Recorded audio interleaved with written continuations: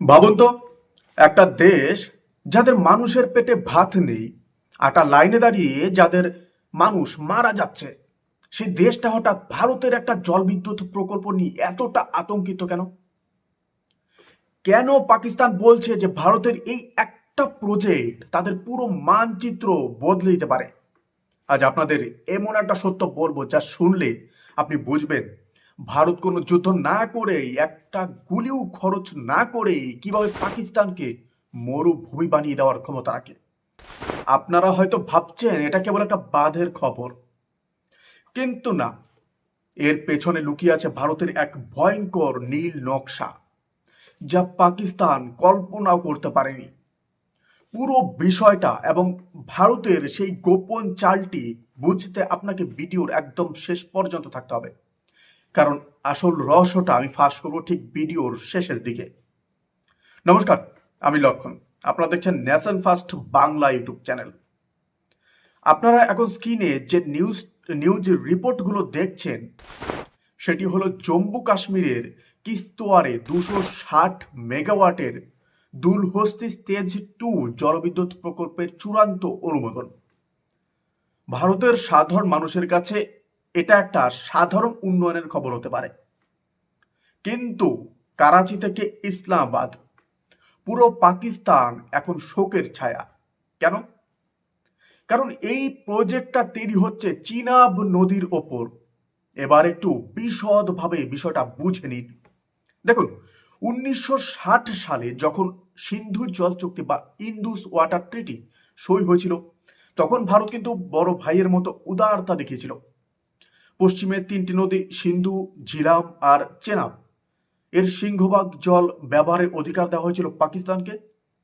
ভারত এতদিন কেবল শান্তি বজায় রাখার খাতিরে নিজের ভাগের জলটুকু ঠিকমতো ব্যবহার করতে পারেনি বা ব্যবহার করেনি, বরং 71-এ পাকিস্তানকে বিলিয়ে দিয়েছে। কিন্তু পাকিস্তান সেই জলের বদলে আমাদের কি দিয়েছে? গত কয়েক দশক ধরে তারা আমাদের সীমান্তে পাঠিয়েছে সন্ত্রাসবাদ, উপত্যকায় ঝরিয়েছে নিরাপদ ভারতীয়দের রক্ত। পাকিস্তান আর বাংলাদেশের নীতি সবসময় একই রকম: ভারতের সম্পদ ভোগ করো, ভারতের থেকে সব রকম সাহায্য নেও, আর সুযোগ পেলেই ভারতের পিঠেই ছুরিগুলো মারো। কিন্তু ভারতের বর্তমান সরকার এবার স্পষ্ট বার্তা দিয়ে দিয়েছে যে রক্ত আর জল একসাথে বইতে পারে না। পাকিস্তান যে সিন্ধু জল চুক্তিকে ঢাল বানিয়ে ভারতের হাত পা বেঁধে রাখতে চেয়েছিল, ভারত এখন সেই চুক্তির প্রতিটি আইনি ফাঁক ফোকর ব্যবহার করে পাকিস্তানকে এমন এক জায়গায় দাঁড় করিয়েছে যেখান থেকে পালানোর কোনো পথ নেই। এখন আপনাদের মনে প্রশ্ন আসতে পারে, পাকিস্তান কেন 55টি মুসলিম দেশের কাছে গিয়ে কান্নাকাটি করছে? কেন তারা ওআইসির দরজায় মাথা কুড়োচ্ছে? কারণ পাকিস্তান খুব ভালো করেই জানে যে চিনাব নদীর ওপর ভারতের এই পূর্ণ নিয়ন্ত্রণ মানে হলো পাকিস্তানের 60% কৃষিকাজের চাবিকাঠি এখন সরাসরি দিল্লির হাতে। এখন যে প্রমাণটা আমি আপনাদের দেব সেটা দেখলে আপনি বুঝতে পারবেন ভারতের এই রণকৌশল কতটা গভীর এবং সুদূর প্রসারী। পাকিস্তান স্বপ্নেও ভাবেনি যে ভারত এতটা আগ্রাসীভাবে এগোবে। আজ যে দুলহস্তি স্টেজ 2 নিয়ে এত তোলপাড় হচ্ছে, সেটার সাথে সাথে পকল দুল বাদ বা রতলে হাইড্রো প্রজেক্টের কাজ যখন পূর্ণ গতিতে শেষ হবে, তখন ভারতের হাতে থাকবে নদীর জল ইচ্ছে মতো ডাইভার্ট করার বা ঘুরিয়ে দেওয়ার অসীম ক্ষমতা। এবার আন্তর্জাতিক বিভিন্ন রিপোর্ট আর বিশেষজ্ঞ মহলের ভেতরের খবরটা একটু শুনুন। ভারত এখন আর কেবল সাধারণ বিদ্যুৎ কেন্দ্র বানাচ্ছে না, ভারত ইতিমধ্যে সিন্ধু জল চুক্তি পর্যালোচনার জন্য পাকিস্তানকে কড়া নোটিশ পাঠিয়ে দিয়েছে। আর এর মানে কি জানেন? এর মানে হলো ভারত এখন আর পুরনো দিনের সেই নমনীয় নীতিতে বিশ্বাসী নয়। ভারত তার নিজের ভাগের প্রতি ফোঁটা জল ব্যবহার করার জন্য বিশাল সব পরিকাঠামো তৈরি করে ফেলেছে। পাকিস্তান যখনই বিশ্ব দরবারে অভিযোগ করে যে ভারত জল আটকে দিচ্ছে, ভারত তখন আন্তর্জাতিক আইন দেখিয়ে তাদের মুখ বন্ধ করে দেয়। সত্যিটা হলো পাকিস্তান ভারতের উন্নয়ন আটকে রাখার যে ষড়যন্ত্র এতদিন করে এসেছে, ভারত তার মোক্ষম জবাব দিচ্ছে সিমেন্ট আর কংক্রিটের এই বিশাল সব বাঁধ দিয়ে। আপনারা কি জানেন যুদ্ধের সময় এই বাঁধগুলো ভারতের জন্য কতটা বড় অস্ত্র হতে পারে? যদি কখনো পরিস্থিতি নিয়ন্ত্রণের বাইরে যায়, ভারত যদি কেবল এই বাঁধগুলো সুইচ নিয়ন্ত্রণ করে, তবে পাকিস্তানের সিন্ধু প্রদেশ থেকে শুরু করে বিস্তীর্ণ এলাকা এক নিমেষে খরায় পুড়ে ছারখার হয়ে যাবে। আবার বর্ষার সময় ভারত যদি অতিরিক্ত জল ছেড়ে দেয়, তবে পাকিস্তানকে বন্যায় ভাসিয়ে দেওয়ার ক্ষমতাও ভারতের হাতে থাকবে।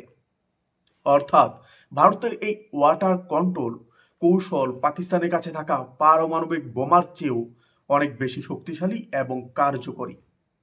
সোজা কথায় বলতে গেলে পাকিস্তান এখন একটা দেউলিয়া রাষ্ট্র। তাদের হাতে সাধারণ মানুষের জন্য আটা কেনার টাকা নেই, বিদ্যুতের বিল দেওয়ার ক্ষমতা নেই, আর তারা কি না লড়াই করতে চাইছে ভারতের বিশ্বমানের ইঞ্জিনিয়ারিং আর উন্নয়নের সাথে। বাংলাদেশ বা পাকিস্তান যারা মনে করে ভারতকে বিপদে ফেলে নিজেরা সুখে থাকবে, তাদের জন্য এই দুলহস্তি প্রজেক্ট একটা বিশাল বড় শিক্ষা। ভারতের এই পদক্ষেপ সারা বিশ্বকে একটা শক্তিশালী বার্তাও দিচ্ছে যে আমরা এখন আর কেবল আত্মরক্ষা করি না, আমরা এখন আমাদের প্রাপ্য অধিকার কড়াই গণ্ডায় বুঝে নিতে পারি। পাকিস্তানের সেই 55টি বন্ধু রাষ্ট্র অনেক বড় বড় কথা বলেছিল, অনেকে হুমকি দিয়েছিল, কিন্তু ভারতের এই হিমালয় সদৃশ্য যে জেদ আর সত্যের কাছে তারা কেউ 1 ইঞ্চিও জমি পায়নি। আন্তর্জাতিক ব্যাংকগুলো ভারতের এই প্রজেক্টে আপত্তি তোলার সাহস পায়নি, কারণ ভারত আইনত এবং কৌশলগতভাবে একদম নিখুঁত জায়গায় অবস্থান করছে। ভিডিও শুরুতে আমি আপনাদের বলেছিলাম যে ভারত এমন কি করলো যা কেউ আটকাতে পারলো না। এবার সেই আসল রহস্যটা ফাঁস করার সময়টাও এসেছে। ভারতের সব থেকে বড় চালটি হলো স্ট্র্যাটেজিক ডমিনেন্স। ভারত কেবল একটি নদী নয়, বরং ঝিলাম আর চেনাব নদীর ওপর একের পর এক প্রজেক্টের জাল বিছিয়ে দিয়েছে। পাকিস্তান যখন একটা প্রজেক্ট নিয়ে বিশ্ব ব্যাংকের কাছে দৌড়ায়, ভারত তখন চুপ্পি সারে আরো 3টে প্রজেক্টের কাজ শুরু করে দেয়। ভারত পাকিস্তানকে তথ্যের গোলক ধাঁধায় ফেলে দিয়েছে। পাকিস্তান যখন বুঝতে পেরেছে তাদের গলায় ফাঁস কতটা শক্ত হয়ে লেগেছে, ততক্ষণে ভারতের বাঁধগুলো মাথা তুলে দাঁড়িয়ে গেছে। পাকিস্তান এখন যে ওয়ার্ল্ড ব্যাংকের দোহাই দিচ্ছে, সেই ওয়ার্ল্ড ব্যাংকও ভারতের অকাট্য যুক্তির সামনে মাথা নত করতে বাধ্য হয়েছে। এটাই হলো কোনো রক্তপাত না করে, একটা বুলেটের অপচয় না করে শত্রুর টুটি চেপে ধরার আসল ভারতীয় কায়দা। ভারতের এই কড়া এবং যোগ্য জবাব কি আপনাদের পছন্দ হয়েছে? আপনার কি মনে হয় যে পাকিস্তানের মতো অকৃতজ্ঞ দেশকে এভাবেই ভাতে আর জলে মারা উচিত? আপনাদের মূল্যবান মতামত কমেন্টে অবশ্যই জানাবেন। আমি ব্যক্তিগতভাবে প্রতিটি কমেন্ট পড়ি আর আপনাদের একটি আগাম সতর্ক বার্তা দিয়ে রাখি। আমার পরবর্তী ভিডিওতে আমি দেখাবো কিভাবে ভারত বাংলাদেশ সীমান্ত একই রকম এক মাস্টার স্ট্রোক দিতে চলেছে, যা শুনলে আপনারা অবাক হয়ে যাবেন। সেই বিশেষ ভিডিওটি মিস না করতে চাইলে এখনই ন্যাশন ফার্স্ট বাংলা চ্যানেলটিকে সাবস্ক্রাইব করে রাখুন এবং বেল আইকনটি চিপে দিন। ভারতের উন্নয়ন আর সুরক্ষার লড়াইয়ে আমাদের সাথে থাকুন। দেখা হচ্ছে পরের ভিডিওতে। জয় হিন্দ, বন্দে মাতরম।